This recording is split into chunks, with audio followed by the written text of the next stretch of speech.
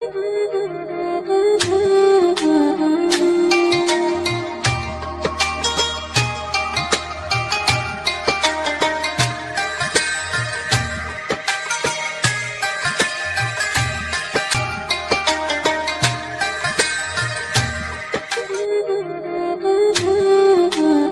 اللہ الرحمن الرحیم۔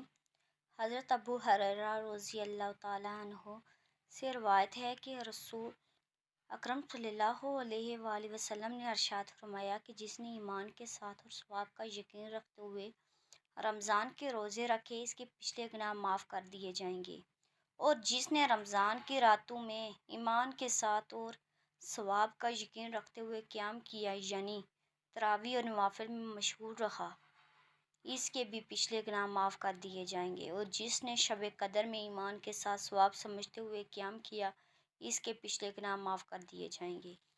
اس مبارک حدیث میں رمضان شریف کے روزے رکھنے پر پچھلے گناہوں کی معافی کا وعدہ فرمایا ہے، اور رمضان کی راتوں میں قیام یعنی تراویح و نوافل پڑھنے اور شب قدر میں قیام کرنے کی فضیلت بتائی ہے، اور قیام رمضان اور قیام شب قدر پر بھی گزشتہ گناہوں کی معافی کا اعلان فرمایا ہے۔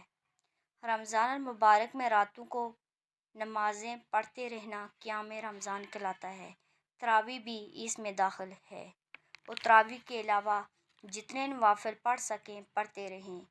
حضرت امام ابو حنیفہ سے منقول ہے کہ وہ روزانہ تراویح باجماعت سے فارغ ہو کر صبح تک ایک قرآن مجید نماز میں کھڑے ہو کر ختم کر لیتے تھے، اور ایک قرآن مجید روزانہ دن میں ختم کرتے تھے۔ اس طرح سے رمضان میں ان کے 61 قرآن ختم ہو جاتے تھے۔ میرے اس چینل سیماحان کو سبسکرائب کریں اور بیل آئیکن کا بٹن پریس کریں۔ ملیں گے ایک نئی ویڈیو کے ساتھ، تب تک کے لیے اللہ حافظ۔